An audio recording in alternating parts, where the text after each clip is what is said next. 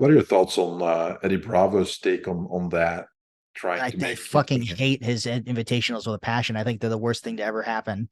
I think that he did a great job doing them and pushing the sport forward, but I think his rule sets are so bad that there's a special place in hell for anyone that thinks that they're good. Like, goddamn, they incentivize stalling so much because if you manage to make it to the end of the time limit without getting tapped out, there's you get to go into an overtime where you get to start in spider web or you could start on the guy's fucking back, which means you're incentivized if you're going to take the invitational seriously to learn how to stall and only practice those two positions, escaping and starting from. And you can see how that's already a bad thing. Like rule sets are about incentives, and that's it. There's nothing else to it. They're about incentives and viewer entertainment, essentially. yeah. So Eddie Bravo's Invitational does not do it. But I don't think any of the rule sets out there are perfect, But I would not compete under an Eddie Bravo Invitational rule set. I don't think. I think they're just bad rule sets. And You're gonna get your arm broken by a high level guy who gets to start in an arm bar. That's yeah, it. That's your career over. yeah. But what do you think about the thing he did with the slapping that was allowed? I think that's interesting, but at the same time, part of me is like, why don't you just put MMA gloves on? Yeah, Like, what the fuck? What? Or like put MMA gloves on, but say you can only punch when you guys hit the ground, so it's a grapple boxing match. yeah, It would just make more sense to me than guys slapping each other. yeah. It was a little bit similar with the all bank race rules back in the day in Japan, where you couldn't. It was bare knuckle. But you couldn't punch put it to the head. You had to use an open hand strike. Could punch to the body though. So these kind of bizarre rules that I don't know, have to do with safety. I guess that's what they would use as an explanation. I'm not quite sure if that's very effective anyway, because you can slap the crap out of somebody with a palm heel. You This can might hurt be them. easier, You can but cause still, damage. yeah. Um, how would your perfect rule set be? Do you have one that you're like, okay, if I get to I play the Yeah, BJJ god of competition, this is I how I'm do gonna do have a rule set that I would really like. Essentially, I like points in a match it. Okay. because points make positional dominance matter.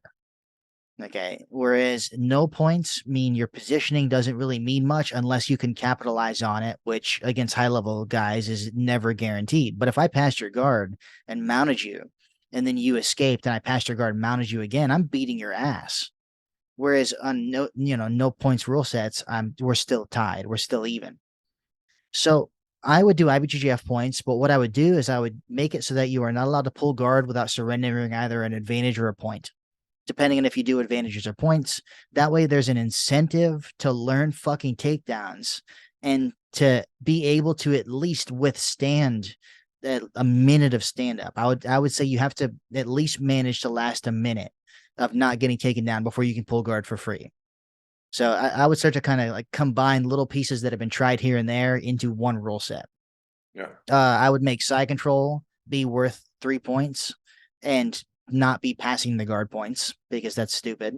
If I throw you in lane and side control, that should be more points than if I throw you and then pass your guard Yeah. because I'm just getting a better position quicker. Like I'm establishing dominance earlier.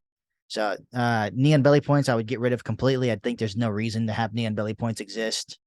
Knee on belly's not really the strongest position. For MMA, there's an argument to be made, but for jiu-jitsu, it's just not that great, especially no-gi. So I think those tweaks would go a long ways. I would keep the matches to 7 or 8 minutes long. That way people are incentivized to actually fucking go on the offense and attack. Because you can attack. If you're in shape as an athlete, like if you take this sport seriously and you can't attack for 8 minutes, what the fuck are you doing? Do some cardio.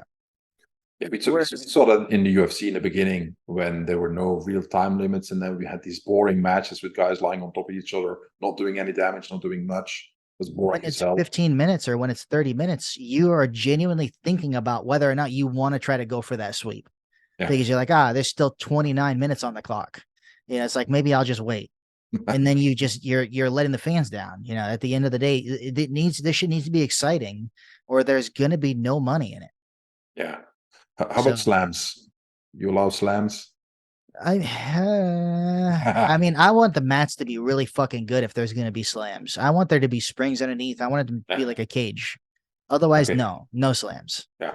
Um, Now, I got in a huge argument with a guy once because my background is Sancho fighting, and we would slam the crap out of each other, and it was like, just for me, it felt unnatural. Like, why can't I slam this guy? It makes perfect sense to me. Like, oh no, how dare you? And this is a sport. And I'm like, okay, dude, now, chill I don't out. think slamming should be illegal just because of this being a sport, but the places that you're doing competitions at, like a Fuji, they're just putting mats down on concrete. So Yeah, no, that doesn't work. that kind of stuff you should not allow slams. But if you're doing a professional event and you can afford to have a real setup that has some kind of give to it, Yeah, I don't see there being a real issue with there being slams. In fact, I would make slams worth an extra point because it's exciting to see someone get fucking slammed, isn't it?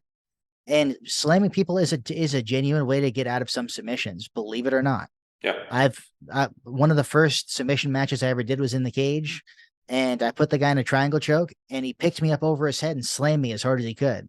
And I locked the triangle up and choked him. But if I hadn't choked him with that choke, I might have been in trouble because it knocked the fucking wind out of me.